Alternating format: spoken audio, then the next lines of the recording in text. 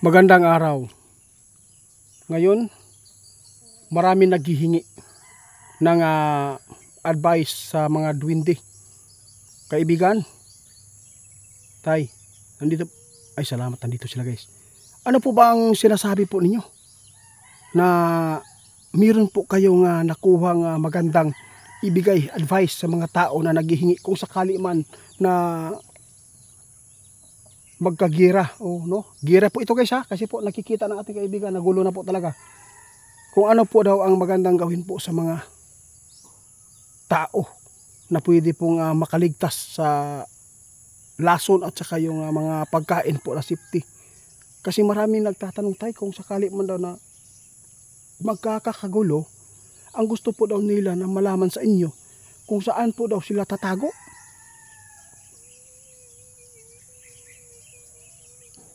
Sinabi ng ating kaibigan sa totoo lang, kung ako ang mag-advise, kung ako lang magpapaabot, ang pinaka-low daw, ang nakakaawa po daw ng mga lugar tulad po ng mga Manila, Cebu, at saka doon sa Palawan, yung mga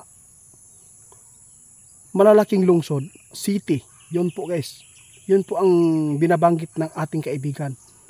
Kasi sinasabi na po nila noon ito na kung saan po ang pinaka-safety. Tay, balikan po natin kung yung sinasabi po ninyo na safety po na pwedeng taguan. Binalikan po ni kaibigan pag istorya pagpaabot. Kung gusto po niyo ng safety, sa totoo lang, pinaka-safety ang bundok. Tulad dito sa amin guys, sa totoo lang, safety po. Alam mo ba kung bakit na sabi po nila ng safety?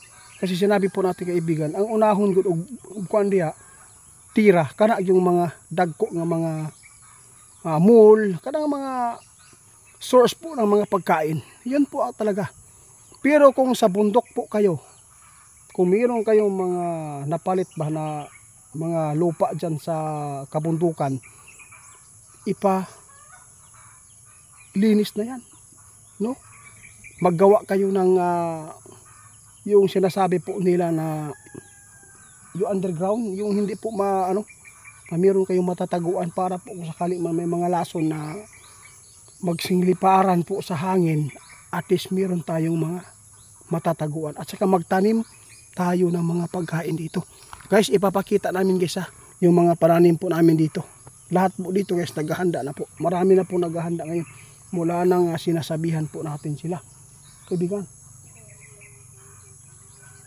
kung sakali man, kung wala po talaga kayong malisanan, no? Kung wala talaga kayong mapuntahan, kasi sabi po nila, wala po kaming mga lupa itiit, kasi wala din po kaming pwedeng taniman dito sa Manila, kasi po subdivision, wala pong space, sobrang liit lang po ang aming luti. Yun po ang sabi ko, ito po.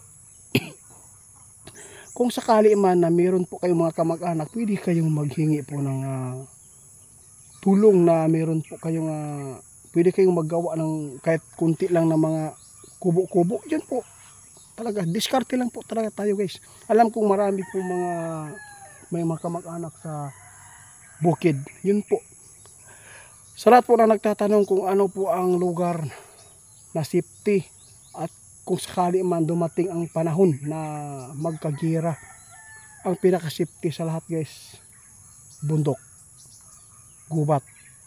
Dahil po masabi po natin, sino naman po yung baliw na magpapaputok dyan, no?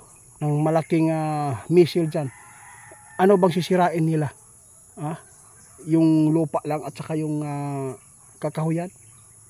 Wala silang masisira, kundi ang sinisira po nila una guys, yung mga pangyera, mga sundalo na mga pambutangan nila sa ilahang mga kagamitan, yung mga pagkain sa syudad, magasolinahan, yun po talaga ang pinaka number one para po mapungkulan nila, no? Maparalisa yung yung ating tinatawag dito. Doon po tayo kumukuha ng mga gasolina, di ba?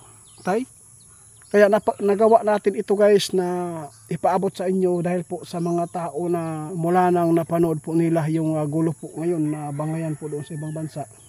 Marami naghihingi po ng advice Kasi maraming mga tao na hindi pa naka-subscribe sa atin, bago lang po sila nakasubaybay sa ating channel.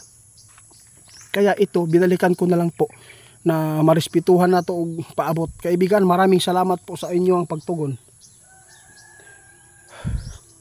Kasi yung sinasabi po nila na mga pagkain na makukuha sa gubat guys, pwede yan, aabot ng 1 year. Yun, ilagay mo lang doon sa malinis na yung may takip na hindi po makasingaw yung ano, nasa loob. Yung sinasabi namin na tinuturo namin noon na si kaibigan Linyo pa, yung nagpaabot nito, yung sinasabi kong baay, yun po ang pinaka malaking ano dito. Malaking tulong niya na pagkain kasi po aabot po ng 1 year kapag ito ay ma-process na.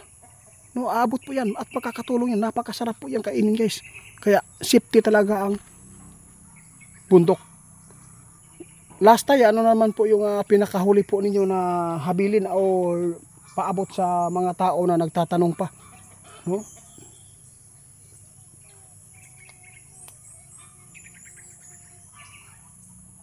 Yun po, unti-unting sisirain ang mundo ng tao dahil sa kasamaan. Yun po ang sabi ng ating kaibigan, no?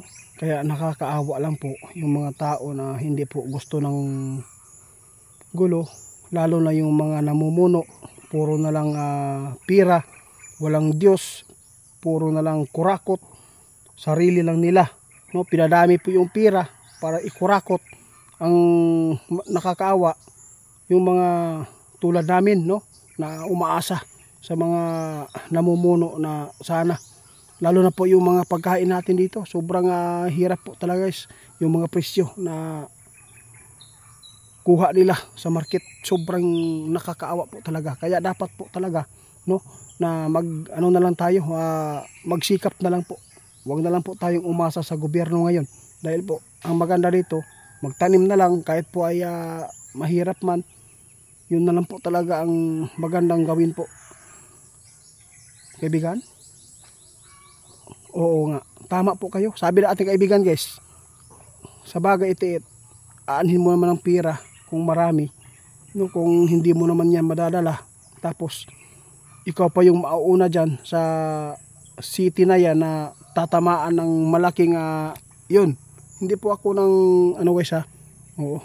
Yun lang po na sabi ni kaibigan, mas una sila na makasagupa ng ganyan. Kahit mayaman pa sila, sabihin nila na pwede kaming lumipad sa ibang bansa, hindi pa rin yan makakalusot, sabi ng ating kaibigan. Kaibigan, salamat po sa inyo ang ibinibigay po ng mga safety ng mga tahanan, safety ng mga matataguan. Salamat po, hanggang dito na lang mga kababayan. Salamat po sa inyong paniniwala. Kung hindi kayo magtitiwala, pwede po kayo mag-skip sa ating channel.